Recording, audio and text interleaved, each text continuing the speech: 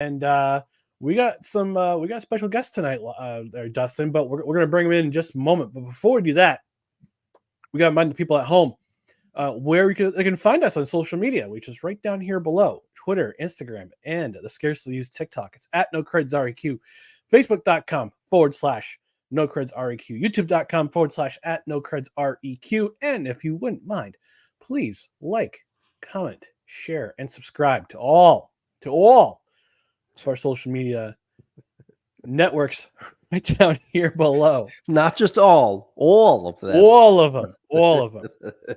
On the podcast side, subscribe to the podcast on whichever podcast platform you prefer, whether it be Apple Podcasts, Spotify, Spreaker, Good Pods, iHeart, TuneIn, Pandora, wherever you podcast, rate and review. A 5-star rating would be really, really awesome.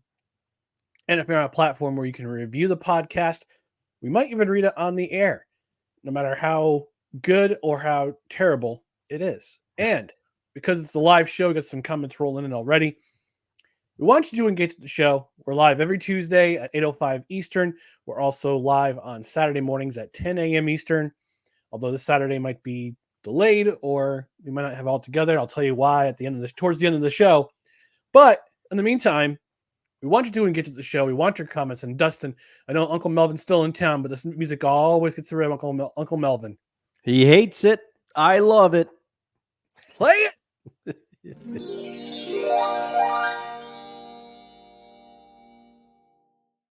All right, we're going to get into the show. Actually, we got some comments rolling in. Julie from Michigan is watching. She says hello. She's watching the All-Star game. I feel sorry for you. And she says, go Riley Green and Tariq Skubal, my Motown All-Stars. Yes, Julie is a Detroit Tigers fan, also a Detroit Lions fan. So she is all hyped up. And our buddy Drew Willingham, D. Willie, checking in saying, what's up, fellas? What's going on, Drew? Glad you can join us. I watched a little bit of the renewal of the Commanders Gridiron Report this morning. He did a fabulous job with that, talking about the gold pants coming back with the Commanders. So he's excited for that, and he asked where our special guest is. Well, we'll get to that in a moment, Drew. But first, we want to roll the credits for our new installment, the next installment of No Ticket Required.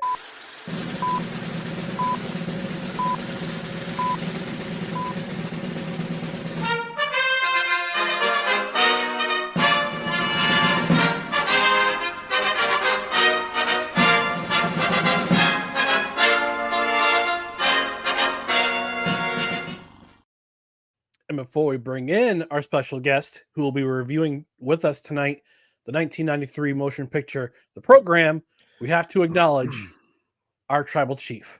Yeah. The following is a public service announcement from Wise El Jefe, Boston. This has been a public service announcement from Wise El Jefe. He has been a guest on this program quite a few times. He is the host of the Stuck in My Mind podcast. He's also the co-host of Mentality and a myriad of other programs. He also has his own network, Wise TV and Real Wise Radio. We're going to bring him in. Wise El Jefe, Tribal Chief. How we doing What's tonight? going on, my brothers? How y'all doing?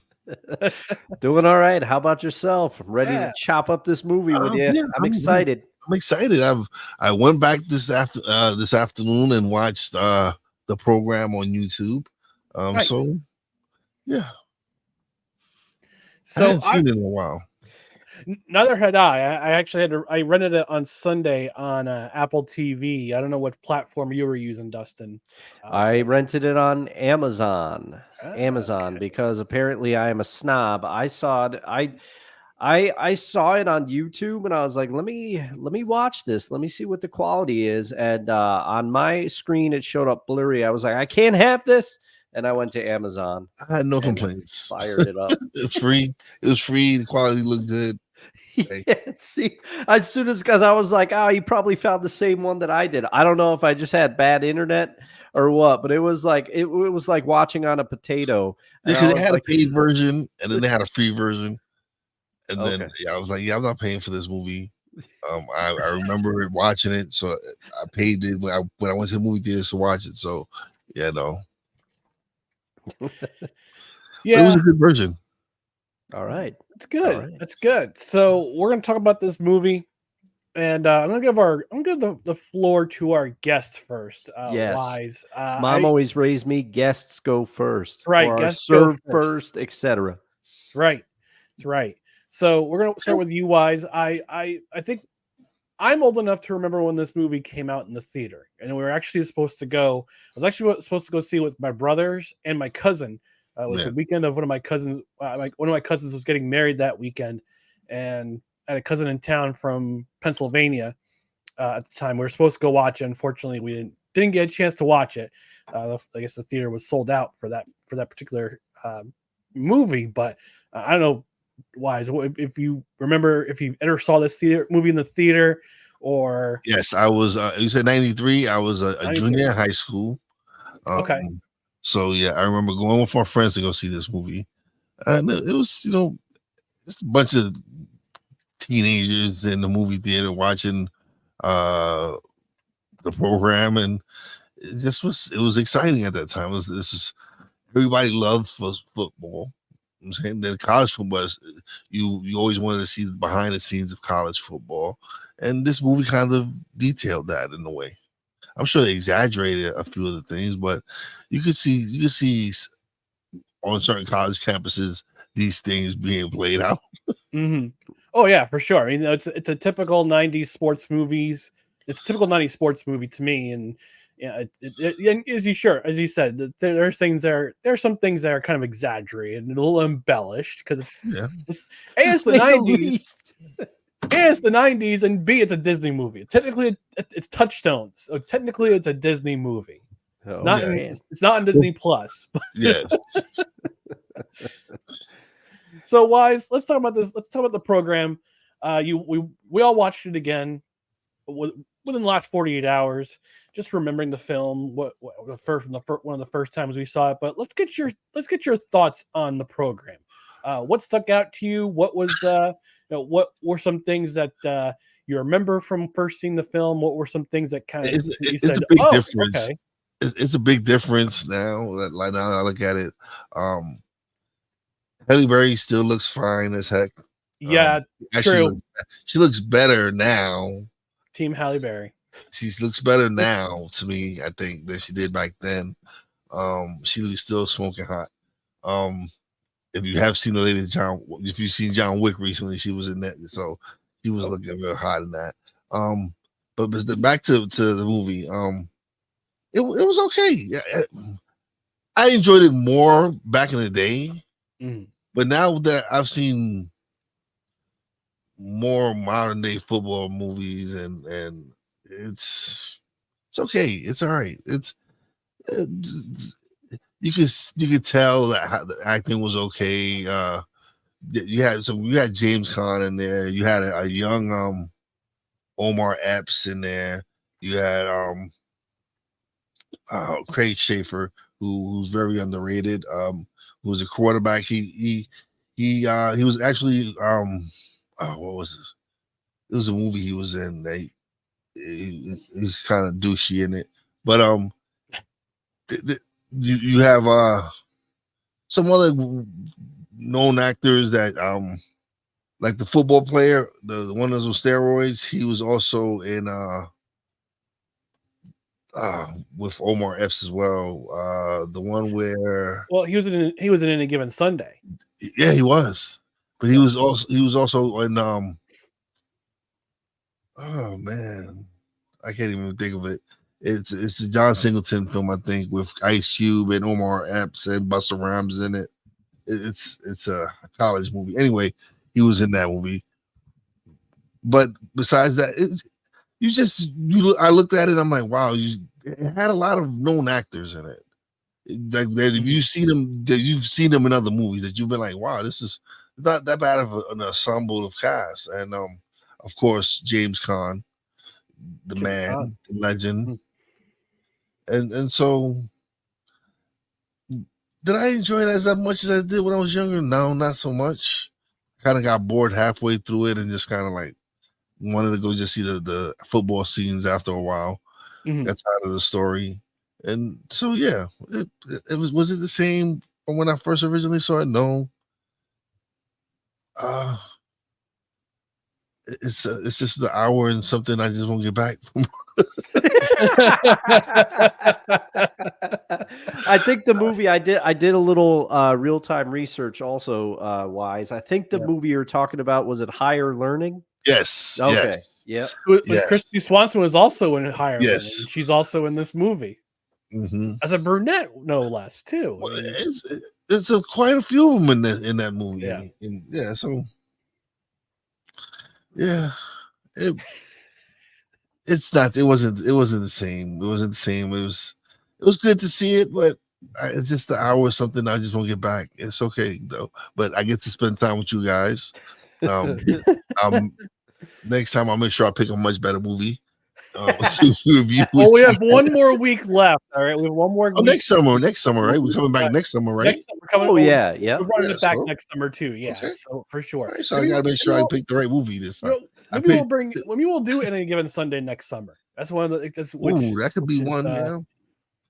And fun fact about that one, or The Last Boy Scout. I was thinking about The Last Boy The Scout. Last Boy Scout. I have never seen The Last Boy Scout. Oh, What? man. Never seen it. Oh man, you should have picked that one. All right. Yeah. Now, We'll put that that's on the on next list. year's list. We've already got 2 movies for next year's list. We got Goon Return, Rising Enforcers, the sequel, and now we got The Last Boy Scout. So those are on the list for next year. We'll get more as we go. And I along. will find another race car movie, because so far they're 2 for 2 on that one. Days of Thunder. We could try it. Ooh, We Days could of try Thunder it. is a good one. Well, Days of Thunder. I like this on-air production meeting during On-air a movie production review, meeting. Here we go. which may show the viewers and listeners what we think of this movie. So, Well, I'm going to switch over here. I'm going to switch things up, Dustin. Let's talk about your what stuck out to you in this movie. oh man, talk to us about your thoughts on the program. Okay, so one, nostalgia is a powerful beast. Okay, I will say that right off the bat, because when I told you that I had seen the program, but it had been a long time, once I put this movie on, I was like, this was not the movie I was thinking of. So this is my inaugural voyage with the program. All right.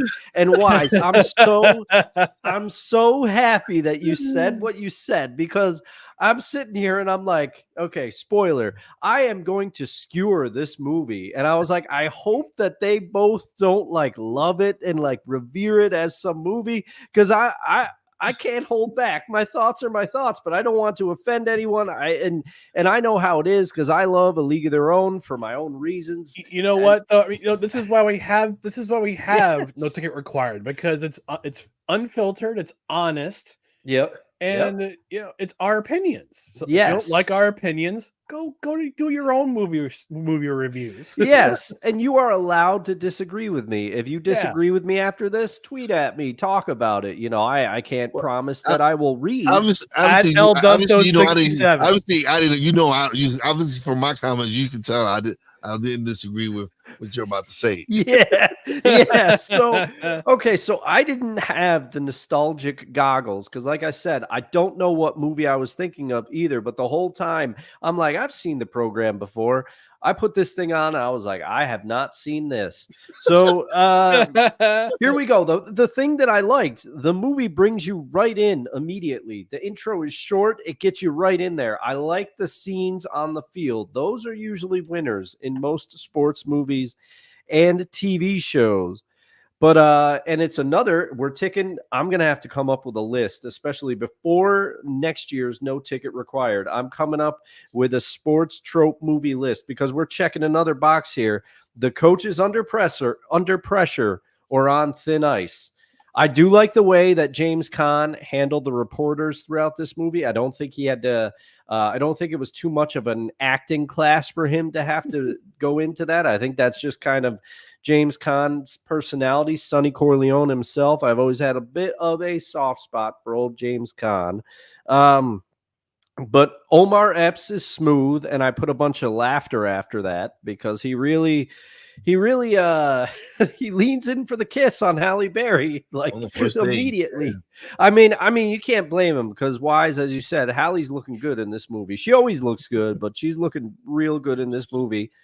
One of the more surprising cameos for myself, and I am dating myself right here, but Bud Light Comiskey is Kubiak from Parker Lewis Can't Yep. Lose. Yes. Does anyone remember Larry. Parker Lewis Yeah. Can't Larry, Lose? he played Larry. Remember? Nobody. Yep.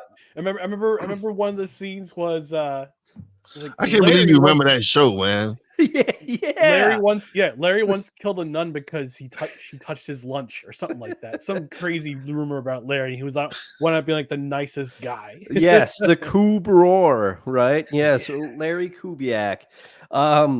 But Parker Lewis Can't Lose. I don't know how many people know that show. We all do, but I watched it probably in syndication on USA Network as a kid during the summer. But I have just this. My notes are like a fever dream for this movie. I have my next line is, what is with people working out in jeans? Is when Joe's girlfriend was rehabbing her tennis injury with jean shorts on. Some of the something that took me out of the movie was the voiceovers for the dialogue that they ADR'd after as people are like running around on the field. It was so much louder in the mix that it took me out of the movie, and it was making me laugh. One of the lines I wrote down is, "I'm gonna bust your guts open and watch you bleed." That's You got my sister pregnant. yeah. Lynn Swan, I was not expecting to see him in this movie. I do say movie does a good job illustrating the pressure associated with college football. But to me, it was just, without nostalgia goggles, the 90s cheese is heavy in this movie. Like one of the lines, the scene where Omar Epps, he goes to talk to Autumn, I think was Halle Berry's name in this movie. He goes to talk to her father, and her father is basically like, "Oh, you had a nice run there, but education is very important. You need to stay in college."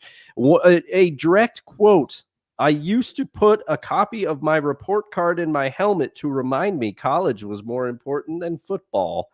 I laughed out loud when I heard that line on my couch. And the last thing I have is, this is a paint by numbers scandals movie. They're ticking them all off. We got the steroids, and that kid went into another realm when he's taking steroids. All right. And then his rehab is like 2 weeks, and he comes back and he's like noticeably skinnier.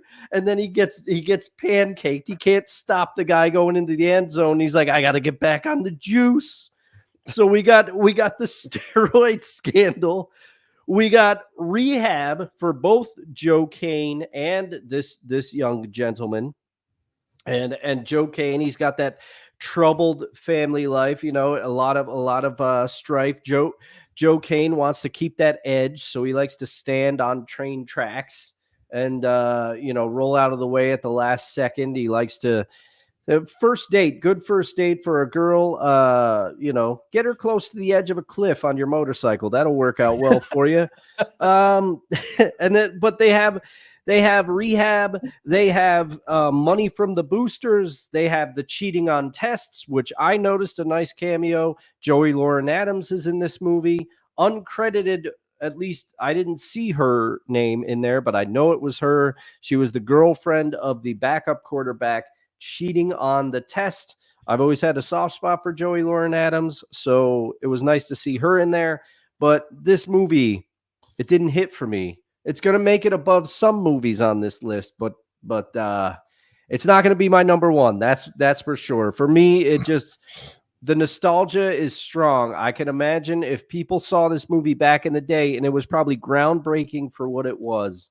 But it did not hold up on my first viewing. I will say that.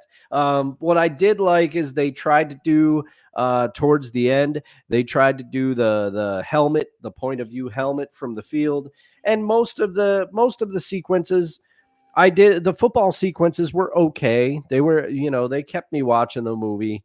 But overall, not too many warm and fuzzies for this movie for me. And then it just kind of ends and it shows the coaches talking again. Like nobody learns anything, except for, you would hope the players do. And of course the one defensive star who they've pretty much like pushed through to keep him on the team. He's got his tutor, but it's clear like the tutor's like, yeah, this guy, he can't read and he's not learning anything and he's not putting any effort in. But you can see clearly that he's a smart guy because he knows all the defensive plays. He knows what the other team is going to do. He shatters his leg, and it's pretty implied that his shatters. I'm putting shatters in air quotes because that's barely a bruise in these days. But it implies that his career is over. But he's watching he's listening to the game from his house. And he says he whispers silently, "Okay, defense, let's put him in the hospital and let the paramedics sort it out," which is a callback to earlier in the movie when he says that line when he's on the field, but he like whispers it. I don't know, man. I don't know. Ryan, take over for me because I'm just rambling right now. All right. Dustin's about to have a meltdown because of these this it definitely had the early 90s feel of cheeseball moments, especially again, like I said, it's from Touchstone Pictures. Touchstone's owned by Disney. So this is technically a Disney movie, although you can't find it on Disney Plus because reasons. But yeah, you had the tropes of the hotshot quarterback, the new recruit coming in, the coach who's trying to keep his job after so many years of being there. You got the kid, the star linebacker, the star defensive player who can't read past the 4th grade level, but he can recognize the offense that's in front of him. You got one kid who's playing special team for 3 years, and all of a sudden he bulks up, he gains 35 pounds during the summer, and all of a sudden he's making the starting lineup and on the defensive line because he's hitting those weights really hard. Oh yeah, he spent his summer working out. His summer working out, guys. Mm-hmm. And then it's funny because it shifts. It shifts in the beginning. The assistant coaches are like, "Oh, we got to tell coach about this because he's obviously on the juice." And then James Caan is like, no, he's just hitting the weight room, fellas. He blah blah blah. And then they leave, and he's like, "Oh God, yeah, it's really hard." Everybody's and the thing is, everybody in the locker room is just completely knackered because of the practice he went through, and he's in the weight room going hard. It's like, he's not on steroids. Come on. Then you get into the movie, and you have the drama between the running backs, the starting running back, and then Jefferson, the love triangle between them and between the two running backs and Autumn. You got Joe Kane going to rehab, Christy Swanson in jorts, and with and as a brunette. I'm gonna say that look actually worked for her. Yeah, I liked it. I was a fan. Yeah, and then a few years later, she's Buffy the Vampire Slayer. So, the movie, not the TV series. But it's interesting. Like a couple of things in the movie. Yeah, you get the Joy Lauren Adams. I if I remember correctly, I thought it was Bobby Collins getting in trouble because she was a minor, not because she was giving him test scores. Oh no! She was, and then the fact that he was basically boffing the coach's daughter, one of the coach's daughters. Well, yeah, I mean, he got in trouble for that, but they caught him. They caught her taking a test for him in class. Okay, that was it. That was it. Sure, and also for boffing the coach's daughter. Oh yeah, And then you got Latimer, who is the psychotic. The guy's clearly got issues, of course. And here's the trope here's another 90s trope. All right.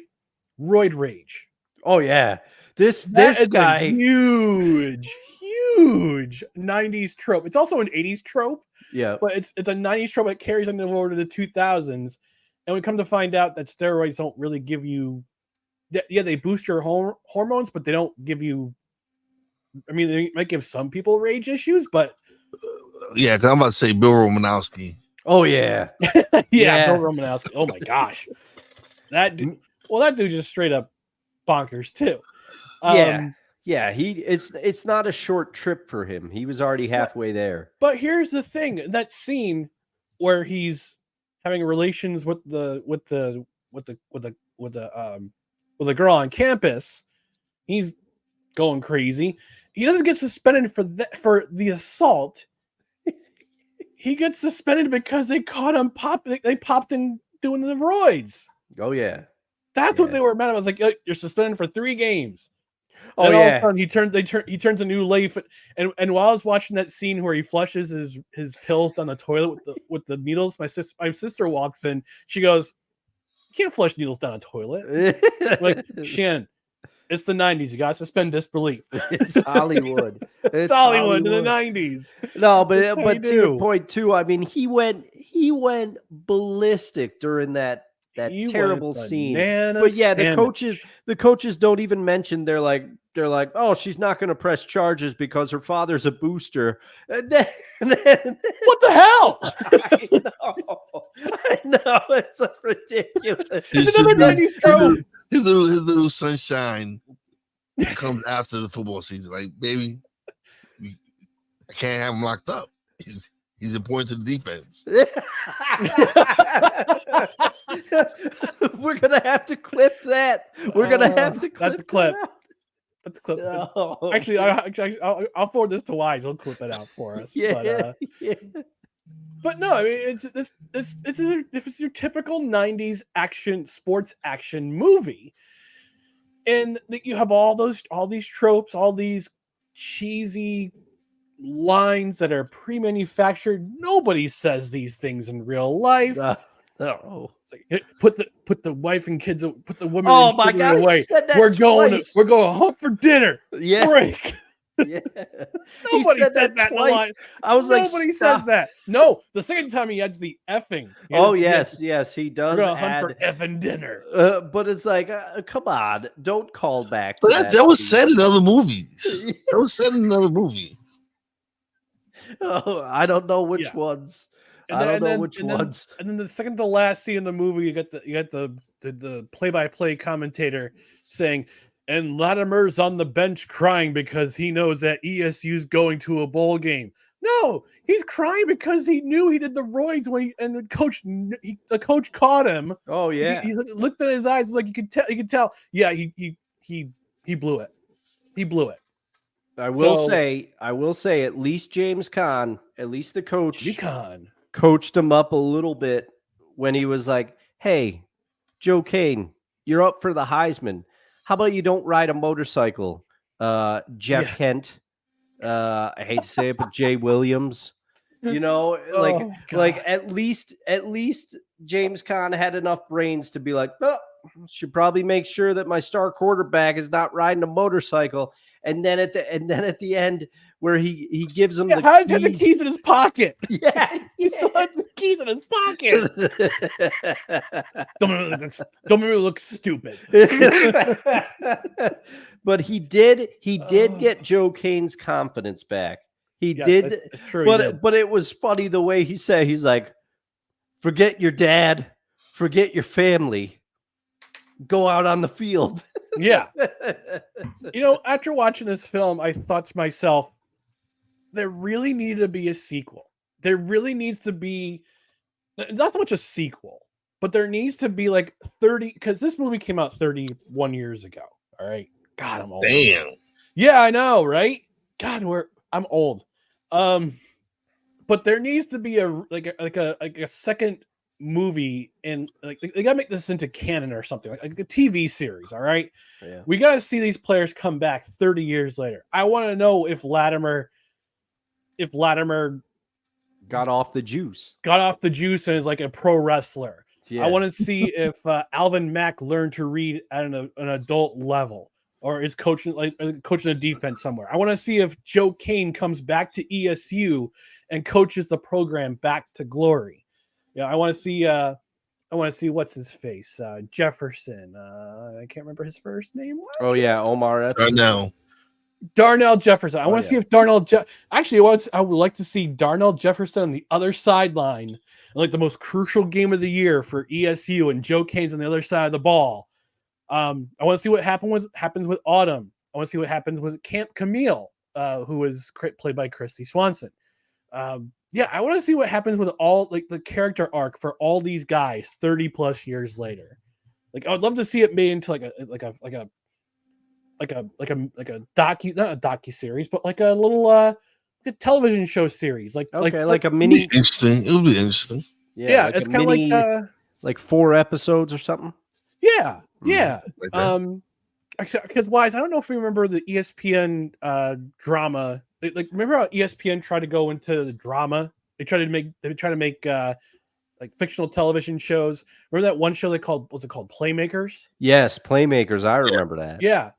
It lasted only one season because the NFL got pissed at them because of all the negative stereotypes and tropes that went on with professional football players. It lasted one season, but I enjoyed that show. Make it something like that. But like I have kids. But you know what? It's never. It's TV has changed so much now. I don't know if they'll ever. Oh, who knows? But I love to see something like maybe like the program turn into like a TV series Yeah.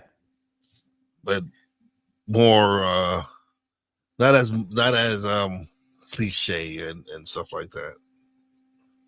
Yeah, I would agree with you because I think part of what brings this movie down a little bit is, for me, it was like they try to fit too much into an hour and 52 minutes or whatever it was. And I feel like if this was a TV show today and we were allowed to like flesh out each character a little bit, and maybe one season was the steroid thing and the next season is like Joe Kane's trip to rehab, like it wouldn't be so. But they're just like checking it. All right. And it's almost like, to me, and let me know, gentlemen, if you agree, that the director was like, all right, I know that Joe Namath, and Kenny Stabler, they like to drink a little bit. So we'll have a quarterback who's like a rebel, but he drinks. All right, fill that in. Okay, Lyle Alzado took roids. All right, let's fill that in. And it was kind of like they're going down a list. Right. And you got the poor black kid that couldn't read. Yeah. And you got the two black running backs battling for one girl. Yep. Fighting over the girl. Yep. No, and guys, I will say, if they remake the program, all right, and any TV execs, we know you're huge fans. You watch all our shows. Feel free to use this idea. Feel free to send us a check. We both have Venmo. We'll let you know. We'll put them the link. But if this is remade, you have to sign us, all three of us, on to do the voiceovers. We will do audio dialogue replacement after the fact, and we will put in some lines, to stay true. So definitely stay true to the form. Yeah, right. True to the form. So when we're on the field and we're running, the running back is running, I could say much louder than the rest of the music in the film. So Come with me. Oh, by the way, the last pass Joe Kane throws before he throws that touchdown pass to win the game against Georgia Tech, that fumble would have been considered an incomplete pass in today's college football. Oh, and another fun fact. So Dwayne Davis, who plays Alvin Mack in the movie, his youngest son, Wyatt Davis, was selected in the 3rd round of the 2021 NFL draft by the Minnesota Vikings. Oh man. Oh. Okay. Yeah, he's an offensive guard. Currently, he recently signed with the Cleveland Browns. So as of June 7th, 2024. So he's traveled around the league. So, but yeah, it'd be kind of cool to see either they reboot the film or they kind of do like a 30 years later as to what all these dudes are doing and all these women are doing too. So, all right. So, Wise, we'll have you rank before Dustin and I do our power ranking for the No Ticket Required for 2024. Our ranking of the movies out of 5 stars. What do you give the program? 1.5.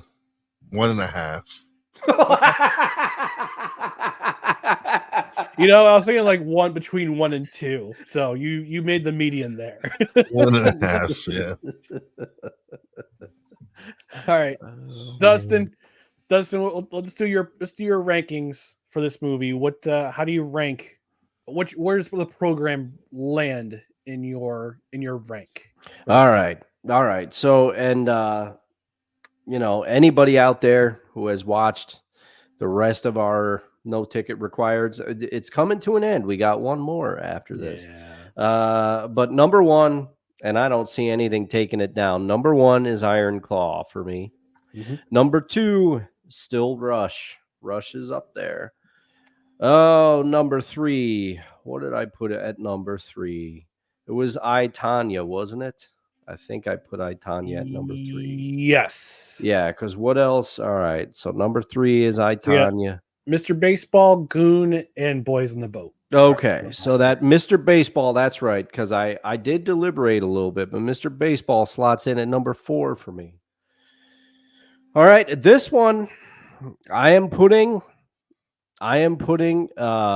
Boys in the Boat above the program, which shocks me. I went through here. Boys in the Boat is above the program, and that means that Goon is above the program for me, because I'm going to go through it. And this is I was going to put the program above Goon. Full disclosure, I was putting the program above Goon. But to me, Goon knows what it is. Goon was trying to be funny. The program, you could tell that was ultra serious.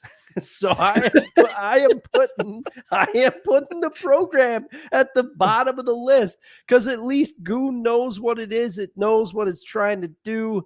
The nostalgia goggles have no effect on me because this was my inaugural viewing. The program, and this may change, subject to change, but as of now, I'm putting the program at the bottom of the list. I was thinking out loud there, but the program goes at the bottom because Goon knows what it is. Okay. All right. So, number 1. Still number 1. Still coming in at number 1. The Iron Claw. Number 2, Rush. Number 3, I think I had Mr. Baseball at number 3, if I remember. Yes, correctly. You did, because we had I, Tonya and Mr. Baseball reversed. Yes. And we also have Goon and Boys in the Boat reversed. Yes. But like you, Dustin, we have a new last place in the power ranking for No Ticket Required summer 2024. And that is the program. And it's not because it's a bad movie to me. I mean, like I said, I watched this movie when I was a teenager. I'd always wanted to watch it after it came out. But I still remember watching it on VHS. That's how old I am. God, I'm old. But just because of the cheese factor, the hyperbolic tropes, the stereotypical meatheadedness of football players back in the 90s, it's on the bottom. It's on the bottom of my list. So that's it. But that's not it for No Ticket Required, because next week,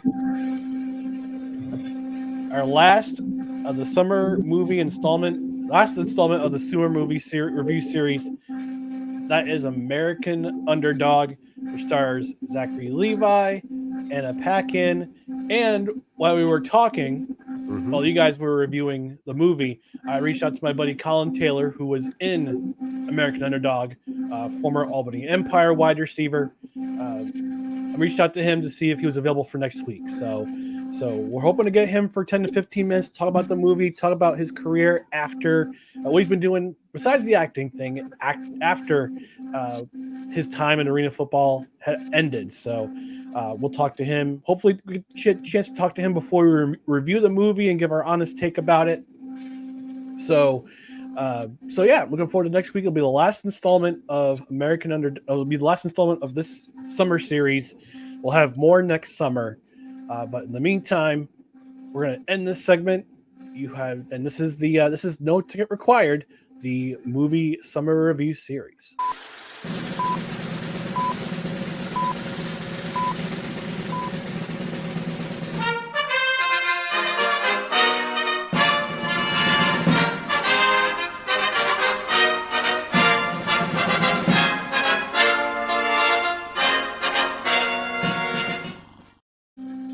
Before we take a commercial break, let's visit the comment section real quick. Drew Willingham asking, watching on a potato? Not sure who was referring to here. That was me because I said the first YouTube. I tried to pull up YouTube for this movie like Wise did, and it was all pixelated and stuff on my end. So I was like, I can't watch this like this. Gotcha. I went to Amazon. All right. Playmaker checking in saying, Ryan, Dustin, and Big Bro Wise. Thanks for watching, Playmaker. Appreciate you. And Cool McCain, he's checking in as well, saying, gentlemen. And Drew saying, referring to Alvin Mack's leg being broken, hell of a shatter. Laugh and crying emoji. Yeah, that was pretty. I mean, that's a bone bruise at worst in modern era. But didn't you hear the crack, Ryan? I didn't hear I forgot the crunch. And Kevin Wilson, who was on our last episode, our Saturday installment, he was on last Saturday. He says, American Underdog is an excellent movie. I can't wait for a review. And I can't wait. I'm hoping that Colin does check in. We'll be able to talk to him about the movie. He was Ricky Prohl in that movie. I hope we'll talk about what happened on the set. Like I said, his career after arena football and what he's been doing since. So hopefully we'll get a chance to talk with him, catch up with him. I was good buddies with him when he was here as a member of the Albany Empire back in the day. Hopefully he's still paying attention to the league because Dustin, our Albany Empire is headed to Arena Bowl 33. The Albany Firebirds? Albany Firebirds, that's right. Yeah. That's right. Yeah.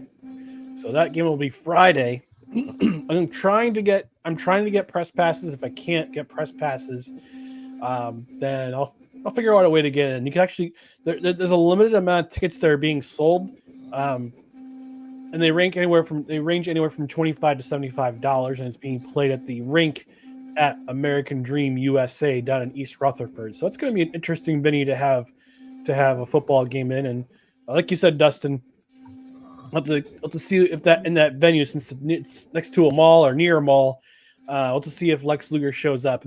And I forgot Lex Luger's real name is Larry Fowl. That's what his name is. So okay. It's Larry. I was trying to remember his real name, but I figured it out. All right. Let's see our first commercial. We're going to take our only commercial break of this time. When we come back, we're going to talk episode 2 of Hard Knocks off season. And Wise is a Giants fan, so he'll give his insight on. I mean, he lived the pro season in a way, just paying attention to his team. And we'll also talk about the state of the New York Yankees at the All-Star break. We've got some thoughts. So we'll be back in just a moment. You are tuned in to No Credentials Required.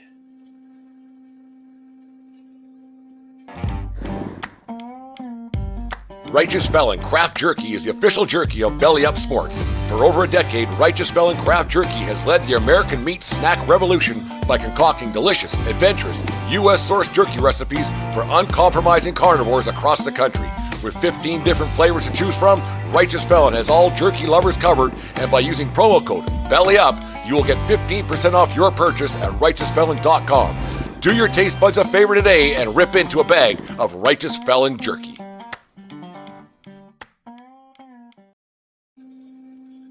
All right, Righteous Felon Craft Jerky.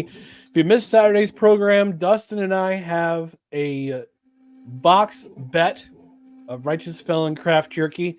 I'm saying that the United States men will not medal at the Paris Games, the basketball team. Dustin says if they at least medal.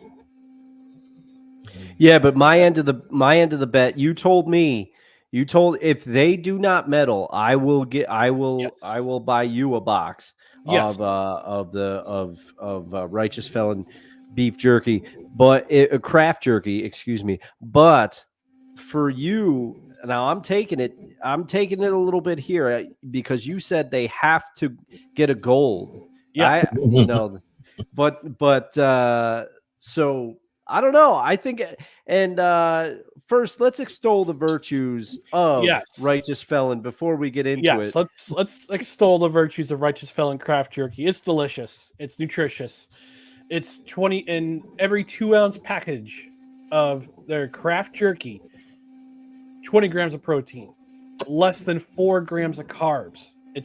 And if you're somebody who's trying to watch their weight, trying to get a more protein in their diet, if they need a quick afternoon snack, there you go. If you're trying to watch your glycemic levels, there you go. Low sugar, high in protein, great snack. They got plenty of great flavors out there. Not only do they have the craft jerky, which is the 100% beef, they also have turkey jerky, which tastes just like a Thanksgiving dinner. And they also have the biltong, which is they use the African drying method of drying beef. In addition to all that, they have beef sticks. Not like the ones you see in the convenience stores, which the primary ingredient is pulverized chicken. It's 100% all beef meat sticks. So, go to righteousfelon.com. You order yourself some craft jerky, some beef sticks, and other stuff too, like great merchandise, t-shirts, hats, what have you. You're gonna save some money by entering promo code BELLYUP at checkout. Get 15% off your order, and this also includes. It's not so much included with the promo code, but for every purchase of $50 or more, it's free shipping. Oh, nice. So you can use your promo code, and if you spend more than $50, you get free shipping for every order. So righteousfelon.com, use promo code BELLYUP at checkout, 15% off your order, and again, free shipping for any order over $50 or more. All right. Last week we got into Go ahead, Dust. I gotta ask. I gotta pull us off the rails just a little bit because we have Wise on the show. Yeah, and okay, so Wise, we bet a box of Righteous Felon beef jerky because Ryan is saying that Team USA will not medal at all. Now I at all with what? In men's basketball. Women's basketball. Men's basketball. Yeah. Women's basketball, we're going to dominate. We're going to win the gold medal. Ryan says that they will not medal. No. Now, Kevin and I tried to talk Ryan off the ledge a little bit, but as someone who also follows basketball, what do you think? What do you think? Is Ryan out of bounds with his USA will not medal? There's a possibility. And I'm going to tell you why. The French team with Wembley and Gobert, they're big. We're not too big. We don't have that size to combat that. Like, we're wings. We're if anything, we're wings more than anything else. They don't have a body to put on Wembley. They don't have a body to put on Gobert. Jokic, MVP of the league. Yeah. We don't have nobody to body him. We have LeBron. Okay, he's one of the greatest of all times. Okay. Durant is on the tail end of his career. We need Ant-Man to step up to show that if he's the man, if he's really the best player in the world, now is the time for him to show it.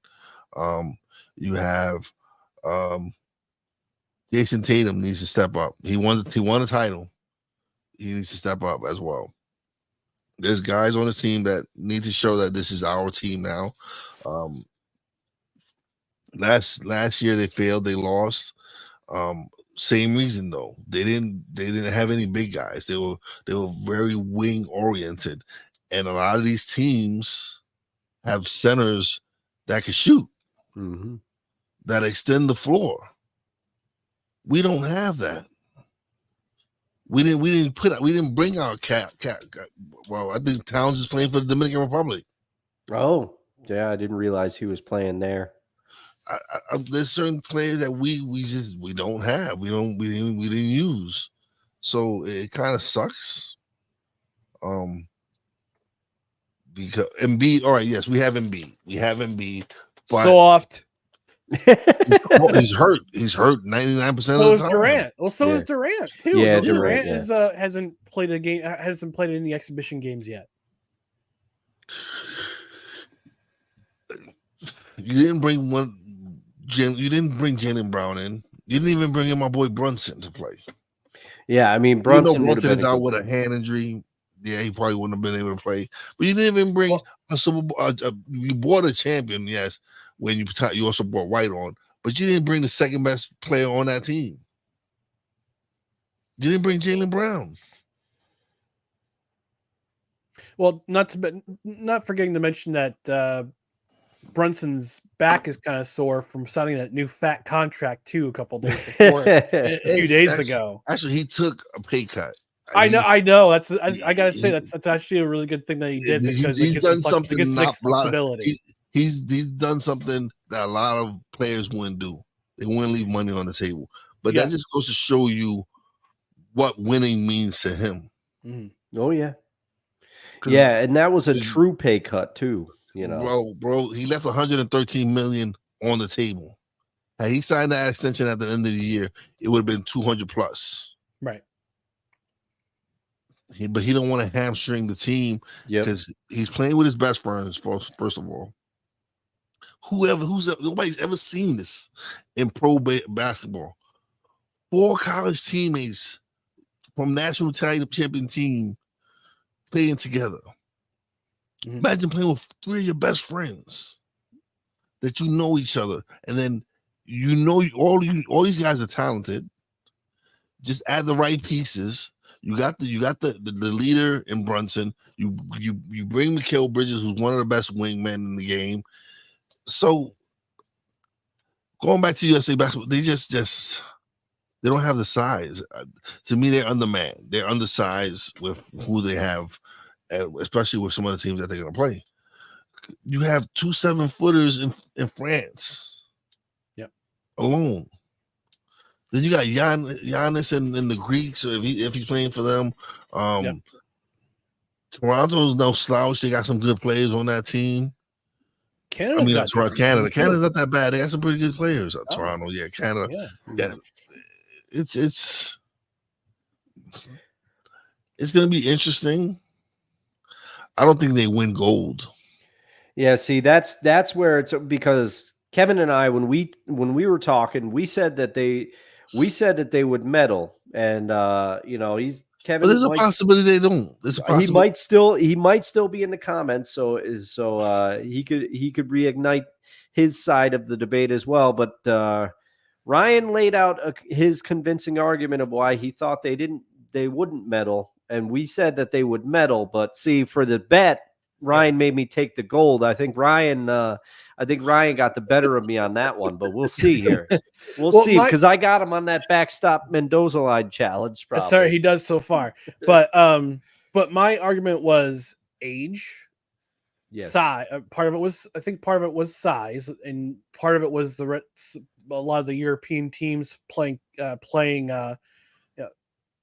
starting to catch up with the rest with us. Yes, and also ego. A lot of it had to do with ego because a lot of these, only one of these guys, Tyrese Halliburton, he was the only one on that team that finished in 4th in the FIBA World Cup. And after that finish, I said, really?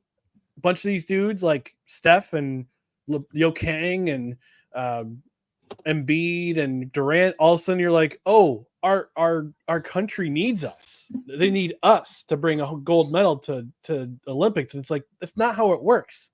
It's not how it works. If you really cared, you would have been on the FIBA team and you would have kicked ass and won first place.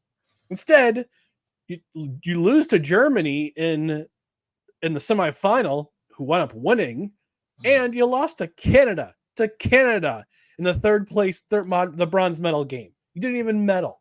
And all of a sudden you see that and you say, oh, our country needs us. Get out of here. You should have been on that team last year if you really truly cared about representing our country. So, well, thank you both Those are for my reasons. indulging me, gentlemen. I did not mean to take us off the rails, but no, that's quite all right. I figured I had to get Wise's thoughts because he's someone that He knows follows basketball. Yeah, he knows He knows basketball, and we got him on the airwaves. So why not get his perspective here? That's right. That's right. Speaking of ball, let's talk Hard Knocks. Reaction to episode 2, and I watched it. I watched it shortly before we went on air. Dustin, I don't know if you have a chance to watch it. I know Wise, you said you watched episode 1. Yeah. You haven't quite watched episode 2, but you are a New York Giants fan, and you kind of lived this off season without going behind the scenes. So I did. We let Saquon go for nothing. But you know what? As much as I'm it hurts to see Saquon go, right? This might have been the best thing for the Giants, because now you if Daniel Jones doesn't succeed, you get rid of that contract. And how many years does Saquon truly does have left? Like, he's about that time where in a couple of years he's gonna start declining. Hope not. I don't wish injury on anyone, but it's well, I see this stat a meme, right? And for 2023, there was only one 1,200 yard rusher or 1,300 yard rusher compared to 2003. Was it 2003 where you had like 15 1,200 yard rushers? Like, or that you had Edgerrin James, you had all these running backs. But that just goes to show you the value of the running back in the NFL now. This is a passing league. This is no longer that ground and pound league where you needed that running back to give you 1,400 yards. Right. And you mentioned about the in 2003. I actually looked at it. I looked it up while you were saying that. Christian McCaffrey was the only 1,200 plus yard rushing running back to run for 1,200 yards in 2023. In 2003, there were 14. 14. Was it okay? So let me. All right. So we already got. There we Edgerrin James was out there. Priest Holmes, right? Yep, he was. Edgerrin James with 1,259. Priest Holmes 1,420. All right. I'm sure you probably had Marshall Faulk. Yeah, Faulk was probably on there. Marshall Faulk was not in the list. What about was that? No, because I thought Steven Jackson. Tiki Barber 1,216. So that's 3. Sean Alexander. Sean Alexander 1,435. Yep. Clinton Portis. Portis 1,591. All right. Who was in Denver? Because Denver could run always. Oh man, I gotta think. Denver then. Was it Peyton Hillis? No. Okay. Oh, I'm trying to remember. I don't know, but this is but Daniel Tomlinson. Oh yeah. Yep, LDT 1,645. He was number 3. Was Frank Gore running for the 49ers back then? No, he wasn't. It was getting close to him. He might have. Yeah. He might have been on the team, but he didn't bring 1,200 yards that season.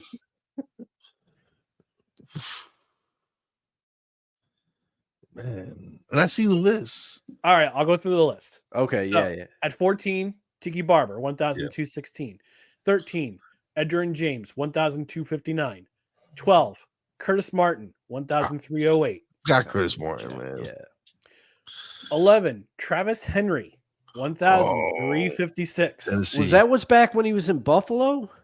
Or was he in Tennessee at that point? He might have been in Tennessee. Man, that's crazy. I had forgotten about Travis Henry going. All right. So number 10, Ricky Williams, 1,372. Number 9, Priest Holmes, 1,420. Number 8, Sean Alexander, 1,435. That's my guy right there. Number 7, Stephen Davis, Washington. 1,444. Yeah. Number 6, Fred Taylor. Oh, man, Jacksonville. We always forget about Fred Taylor in those days. He was good. He was elite. Oh, what about Corey Dillon on the Patriots? No, that would have been Cincinnati. He was in Cincinnati at that Oh, point. he was in Cincinnati in 03 Yeah. still. That's right. Yep. At number 5, Clinton Portis, 1,591. You said it, Denver. Was it? Yep, he was Denver. I was thinking Terrell Davis, but no, it was he had moved Tim on. He had Portis. moved on Tim from Portis, him. Denver. Number 4, Deuce McAllister, 1,000. Oh, man, New Orleans. New Orleans New Saints. Orleans. Yeah. Yep. At number 3, LaDainian Tomlinson, 1,645.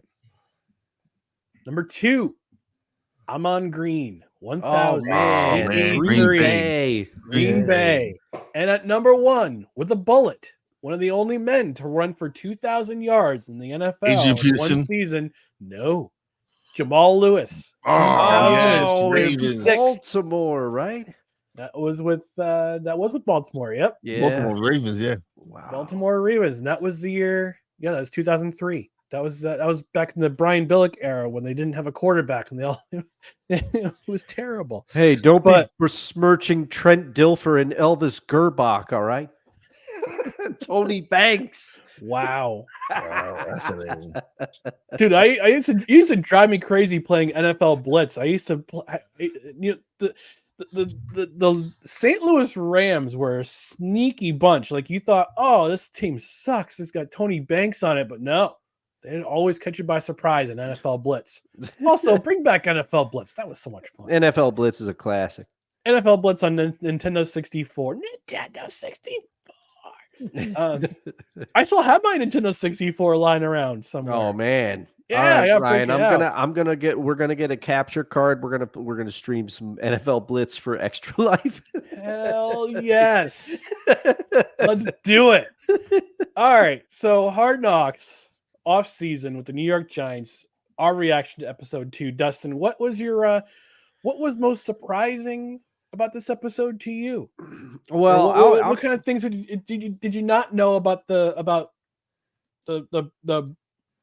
combine, for the instance? process, the combine. Yep. I mean, I will make this semi quick because I know I took us down a path with the USA, bringing up the USA basketball debate here. Oh, But boy. so this episode, I still say it's obvious to me. It is obvious to me, knowing what I know, and I know that hindsight is 20/20, right? But you can kind of tell. And obviously, it's a TV show, and they structured it. But I was saying Joe Shane does not want, oh man, why am I Saquon on this roster? Like he says it in episode 1 with the amount of needs that we have, how much should we tie up into a running back? Running back, yeah. And on the one side, I get it, but it's like you can see because they're talking about all the different things and they're evaluating the quarterbacks at the combine. They're evaluating the quarterbacks and they're asking them questions. And then of course they have Brian Daboll in there and he's asking one of them, I forget which one of them, he teaches them a play and he gives them some of the verbiage, and then he's talking to him, he's asking him about his approach to the game, some certain things, then he goes, timeout, give me that play again, and the guy had Jaden Daniels. Yep, that's right, it was Jaden Daniels, and he got one small thing wrong, but for the most part he had it. And I'm thinking to myself, man, if I was a quarterback or any player, I'd be intimidated because the whole Giants panel was there. And what I found interesting, you ask about what I didn't know about at the combine. I didn't know that there was like a specific seat arrangement for the interviews, and that they set it up. They're like, okay, you're going to go here, you're going to go here, you're going to go here. And I don't know why, but they seemed like ultra specific about it. it brought a new dimension of entertainment to the 40-yard dash, because obviously we're just, and you hear some of Rich Eisen on NFL Network announcing the 40-yard dash, or kind of narrating the 40-yard dash who's going in. They talk about the QB from Notre Dame, his hair in slow motion, right? Everything.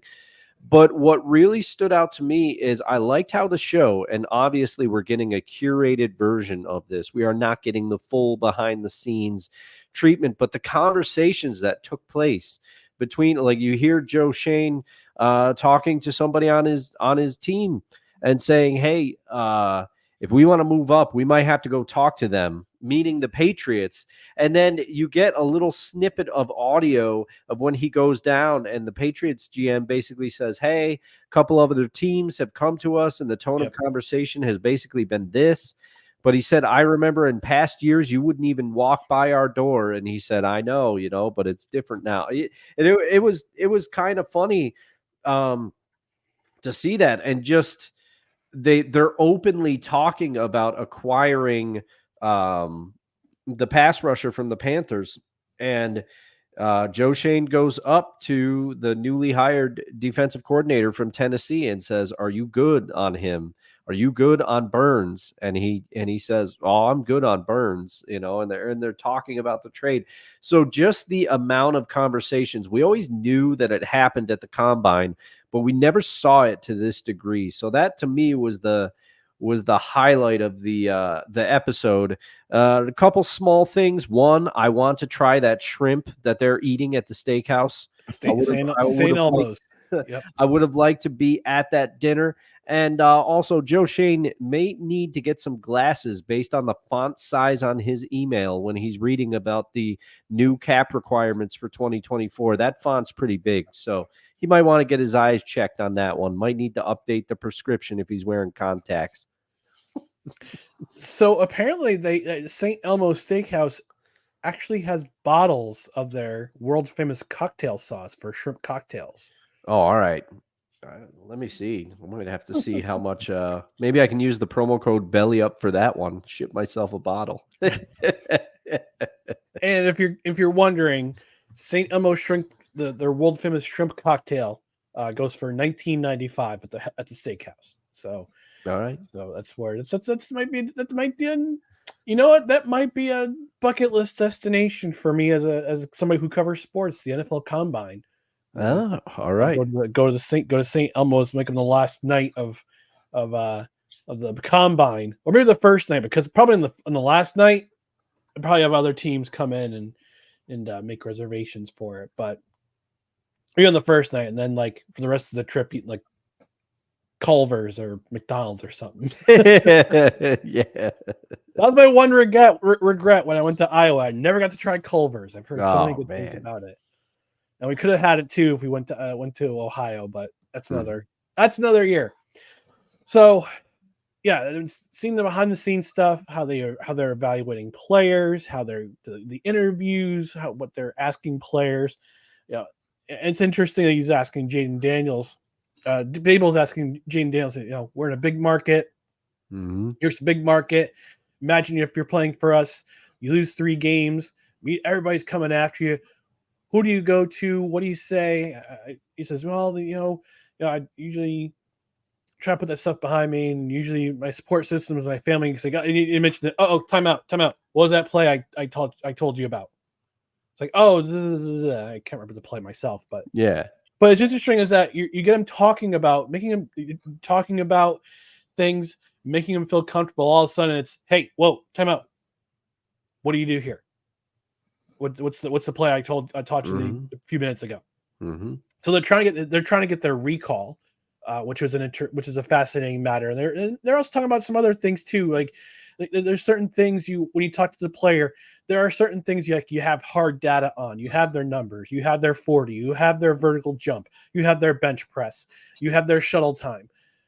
But you also want to get to know the player behind the athlete. You want to get to know the person behind the athlete. You want to know how they handle pressure, what they would do in a certain situation, and just get to know them like on a personal level. Because we see on NFL Network, we see the how the combine can be kind of a meat market in a Mhm. way. And Yeah, as, even- as Colin Kaepernick once called it, the slave trade. Shut up, Colin. But Oh man. he's like, you compare it to a slave auction. I'm like, okay, no.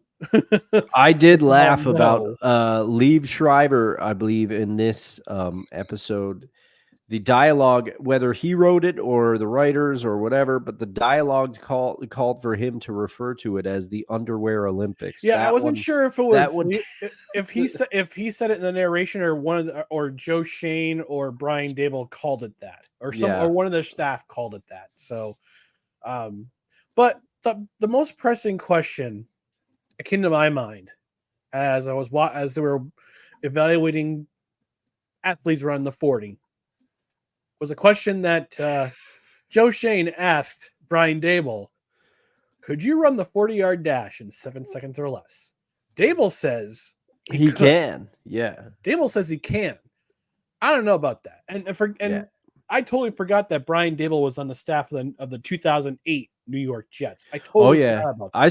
I saw that Favre clip against my Seahawks, you know. That's right. He zipped it in there. But if I remember correctly, I believe, did the Seahawks win that game? Because that was Mike Holmgren's final game as coach of the Seahawks. That was it. They might have, because that might have been one of the games when the Jets had started 8-3 that season. Then they lost. And then they wound up losing 4 out of their last 5 games. So that was not a great season for them, mostly because Eric Mangini mismanaged his roster and let Brett Favre run away with his pride in his games started streak. Anyway, Favre was too busy working on his photography skills. There, I said it. If you know, you know. Yep, we know. So here's the question to the rest of the panel: could you run a 40-yard dash in 7 seconds or less? 2 days. It'll take you 2 days to run 2 days. 40 yards. 2 days. With the way my feet are swelling up nowadays, 2 days. Oh, man. Dustin, how about you? I don't think I could, because I think 7 seconds is faster than Brian Dable thinks it is, even though he's very confident. He said you put a plate of wings on the other side, he's making it. But I think I would go down like a sack of potatoes. See, I'm bringing it back, Drew. If you're still watching, I'm bringing back the potato comments. I never forget. All right, but no. You know, one of the sides at St. Elmo's Steakhouse is a baked potato. Oh, yeah. Now, what about you, Ryan? Do you think you could get it in 7 seconds or less? 40 yards is a lot farther than people think. Yeah. I was on the field at MVP Arena following the Arena football semifinal between your Albany Firebirds and the Salina Liberty. On that field, I'm thinking to myself, I said, maybe ask my buddy Levac if I can run a 40 on that field. And then I was in the end zone. I'm walking onto the field from the end zone, from one of the far end zones. And I'm looking down the field and I'm going, 40 yards is very far. Farther than I think. Now, could I run it in 7 seconds or less? Absolutely not. Yeah, Maybe no with way. enough practice. I would be able to. And maybe if my buddy Colin Taylor comes in this Maybe program, a year of training. After Yeah, maybe yeah, a year there you of go. training, I could Yeah. probably give you 6 seconds. Now I'll have to ask Colin if he comes on the show next week. I'll have to ask him because he does train high school athletes, and because he's a former football player, he's a certified trainer as well as an actor. I'll have to ask him how he would go about training for the 40-yard dash to run a Yeah. 40-yard time. So I'd be curious to see what his answer is, but. So I would say right now, no, but I think if you give me like 6 months to a year, I could probably run in 7 seconds or less. Mhm. Not to be a cold beer at the end of that 40-yard dash. Yeah, there you go. just like Brian Daboll says. Although If you gave me some X-Lax and you said, all right, you got to run this, I'm shredding. I'm setting a world record because all bets are off. All bets are off. But I will say, if my hamstring, I could train and probably go up to it. Like you guys are saying, if you gave me a year, if my hamstring didn't give out first, maybe we could do this. But that was one of my favorite scenes of the episode where the one player, he ran was he from Texas? Texas. Yeah. Yep. He was drafted by the Chiefs. Yeah, he'll be taking Rashid Rice's place in the lineup come week 1. Yeah. But I liked it, and especially, and you could tell. I mean, at least the Giants brass, they liked it when he decided he was going to run again. He said, "I love it. He's here to compete. He's here to go." Which that would be my dilemma if I was ever in the combine. It was like, would this work? Would I compete or would I not? Right.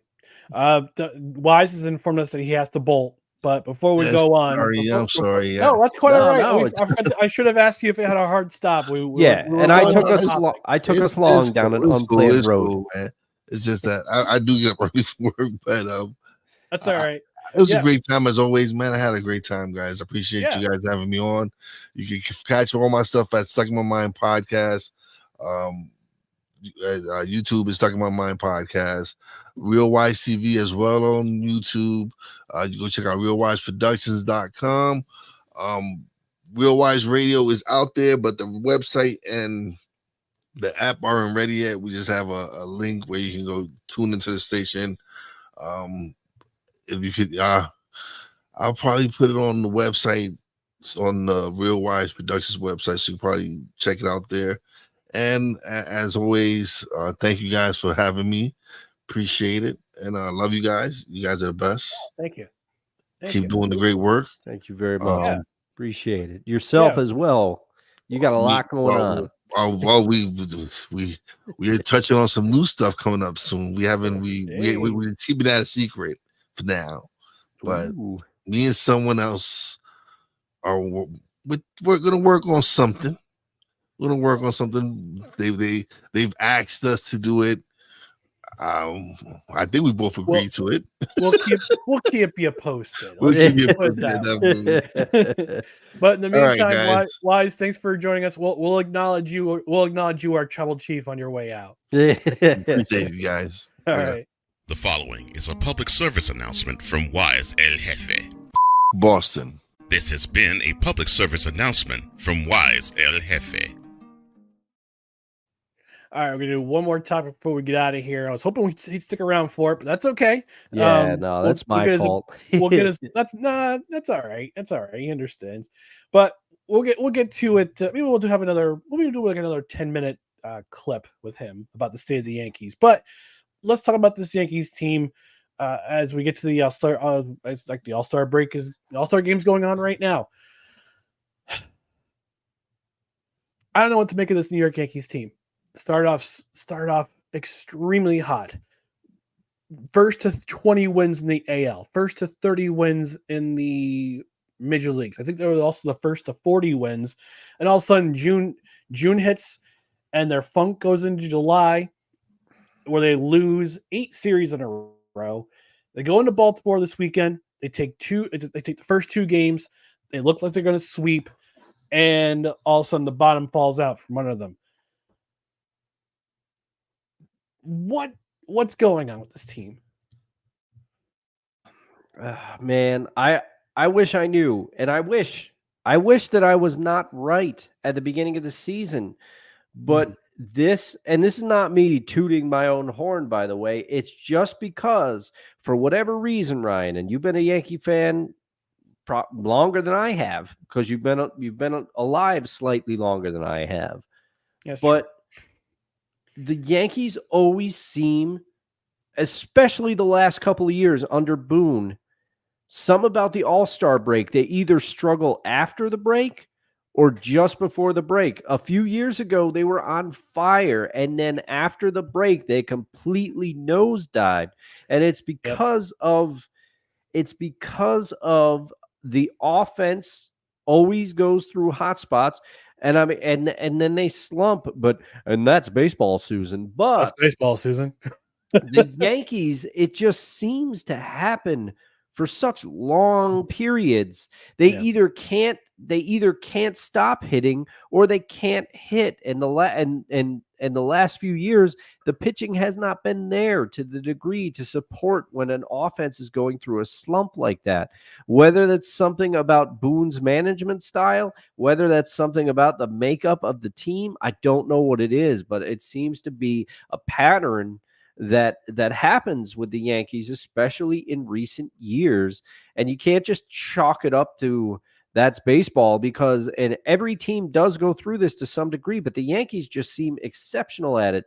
And I have to give you credit. You hit it right on the head. They stink against teams within their division, and you can't win like that. No. And you touched upon how a couple of years ago, it was actually 2022. We had you talked about how the Yankees got off to a great start, and then when August came around, they hit the wall. They hit the walls right after the All-Star break. They did pretty good leading up to August, and all of a sudden August came around and they hit the wall. They hit the wall, wound up backing into the backing up into the division. Wound up winning in their first round against Cleveland, and then getting swept, and then Yankee fans at Yankee Stadium chanting, "We want Houston." No, we didn't. Yeah. Because we got swept. All right. And then 2023, that year of awfulness, I thought they would move on from Aaron Boone. They didn't.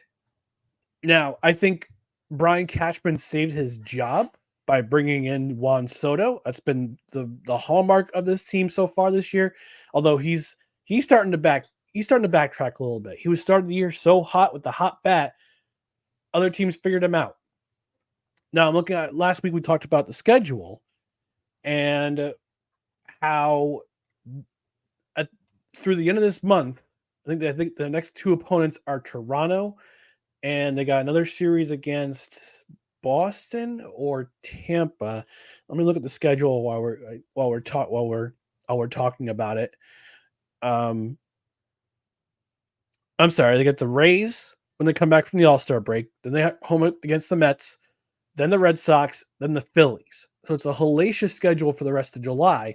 Yeah. But there's some optimism coming into August. They face the Blue Jays. They have a home series against the Blue Jays. Then they play the Angels. Who are the Angels? Let's face it. Sorry, Dr. Lady. They are who they are. And they play the Rangers, who have slipped a little bit off their World Series pace. And don't forget, the trade deadline's on the 30th. So they got some decisions to make as to what they're going to do with their lineup. What are they going to do? Are they going to add a pitcher? Are they going to add another bat who can hit? Because let's face it, Alex Verdugo, he started great too. Hasn't been the same. Yeah. Showed glimpses in that series against Boston. He hit that home run at Fenway, but hasn't done anything. Hasn't done anything since. Anthony Volpe has also kind of tailed off a little bit. And Aaron Boone's experimenting with the lineup. It's like, what is going on? Can we just get in the groove and go through the rest of the year? All right, let's get through the rest of July. Let's figure out what the Yankees can do at the trade deadline. Because let me just say this. I watched the game on Sunday. I watched the bottom of the 9th inning. This was after the Yankees had taken the lead. They were down 3-1. They were down 3-2 in the top of the 9th. Ben Rice hits that 3-run home run. Yeah, I know because I saw our friend of the show, Eric Garditti, put up a GIF on his Twitter with a gun in his mouth. That's how I knew the Yankees were winning, because it's such a Baltimore Orioles fan. It's hysterical. But then I watched Clay Holmes had his collapse. Can't find the strike zone. Can't get guys out. Aaron Boone, and it just seems like Aaron Boone keeps out his pitchers way too long. It's his managerial style of, we need the analytics. We need to trust the analytics. We need to trust the data and get through all this. And it's like, no, trust your instincts. All right. and we watch Clay Holmes blow this save. Now, granted, if Anthony Volpe doesn't make that error with the bases loaded, game over. It's 5-4. It's game over. 5-4 win for the Yankees. Instead, score gets tied. Cedric Mullins comes up. Cedric Mullins, we can't escape him. Comes up to bat, and he hits a bloop over Alex Verdugo's head, who's playing in and not back because he's not expecting him to hit that far out. 2-run score. Yankees wound up losing. And I gotta say, I had a feeling that if the Yankees had actually lost this series against Baltimore going into All-Star Weekend, I thought there was going to be a managerial change on Monday. Well, yeah, that's right. Because you said Cashman traveled with the team, right? Because Cashman traveled with the team down to Tampa, I believe. Yes. Because I remember you mentioning it on Saturday's show. Yeah, he traveled with the team to Tampa. He traveled with the team down to Tampa Bay, and then they had lost they had lost that series. Then they go to Baltimore, win the first two in pretty dominant fashion. And I will say this: I'm going to retract what I said last week about Garrett Cole messing with the chemistry of the starting rotation. Had a great performance in Baltimore the other day in a 6-1 win over Baltimore. So I take it back. Hopefully the first couple of games he gets comfortable in the lineup. I think this first 3 starts he didn't look like himself, but then this start in Baltimore looking like his old self. So, but I think relief pitching, particularly, I wouldn't say that the setup, but I would say Clay Holmes. Here's a fun stat for you. In 2013 and 2001, those 2 seasons, Mariano Rivera had 7 blown saves. In 2001 and in 2013, which is his final season. Clay Holmes already has 6 at the All-Star break. That's very concerning. And this is when you start to say, okay, when are they going to deal for Mason Miller from Oakland? What do they have to give up to bring in a Mason Miller to start closing games for the Yankees? Mason Miller is making people look ridiculous. Yes. Ooh. I know probably not a lot of people are watching Oakland, but full disclosure, I have Mason Miller on my fantasy team as one of my closers. So I've seen a little bit. He was made for the closer role. A few years ago, he came out. They tested him out as a starter. He did okay, but he has found his calling in the closer role. Stuff is electric in that role. I can't even say it, which is how blown away I am. Right. So yeah, I think the Yankees are, if they don't start to work out their issues, hopefully this All-Star break is a blessing for them. It'll give them time to just work, say, okay, what do we need to work on for the rest of the year? What does Aaron Boone need to do to work this lineup to where it can be a dangerous lineup every single day and not mess around with this chemistry? It's like a hockey coach messing with the lines. You should get the right chemistry. So you're trying to find the right cohesiveness in this lineup, in this batting lineup at least. And with the rotation, they've had their share of struggles. Carlos Rodon starting to look like 2023 Carlos Rodon, which is very unfortunate. Nestor Cortez has been streaky. Clark Schmidt has also been streaky, which is makes me kind of wonder if they're going to bring in somebody who can kind of set a fire on this in the starting rotation. Hopefully they don't have to, because with Garrett Cole coming back and him getting comfortable in the lineup again. So, I got some concerns, but I also have some hope. And actually, while we were talking, got a message from my buddy Colin, who says nice. It'll be an absolute pleasure to come on and talk about American Underdog, especially the making of the movie. I think it would have a pretty cool perspective working in front of the camera and behind the camera on that film. Ooh. Only issue is Tuesday nights. So I'll talk to him after we're done. Maybe we can hold off our final installment of No Ticket Required to maybe Monday. We'll do a Monday, but Yeah. we'll do a Wednesday. We'll figure it out. But Colin said he would absolutely love to come on and talk about American Underdog. And hopefully by the time, and actually Readable will be set and done by the time we talk to him. Okay. Maybe he can talk about the Firebirds. So hey, Perfect. we're gonna get a Hollywood film, a Hollywood movie, a Hollywood movie actor, legit Hollywood movie actor, in here because he was also in that Disney movie. I'm trying to remember the name of it. It was about the Clemson safety who snuck in his brother. Yeah. Okay. On campus. I've seen it. It was on Disney Plus. So hold on. Safety. Okay. Yep. Safety. All right. So he was in that as well. So maybe I talked to him back in 2020 about that film, but he said he'd be willing to come on talk about American Underdog and give his perspective about about making this film. So Awesome. I'll see what we can do, and maybe we'll come out. We'll be on a different night and time next week, or we'll just do it pre-recorded, whichever. So All right. so we're working on it. We're working on it. So, but in the meantime, we're going to wrap things up here on No Credentials Required. So again, you can find us on our social media channels starting here below: Twitter, Instagram, the scarcely used TikTok. It's at NoCredsREQ. Facebook.com/@NoCredsREQ. YouTube.com/@NoCredsREQ. Also, if you're watching on Rumble, which will be available the next day, you should tune in.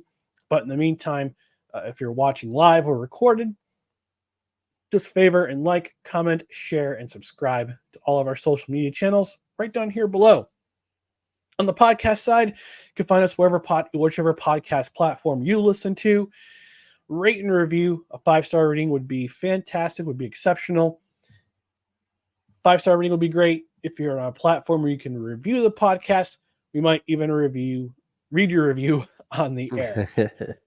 We're going to get out of here, but thanks again for tuning in to No Credentials Required, where you don't need a press pass to talk sports. Again, we are proudly presented by the Belly Up Sports Media Network. For Dustin Henry, I'm Ryan McCarthy. We will talk to you again. We'll keep you posted on whether or not we have a Saturday show. But in the meantime, have a great night, and we'll talk to you again very, very soon. Good night, everybody.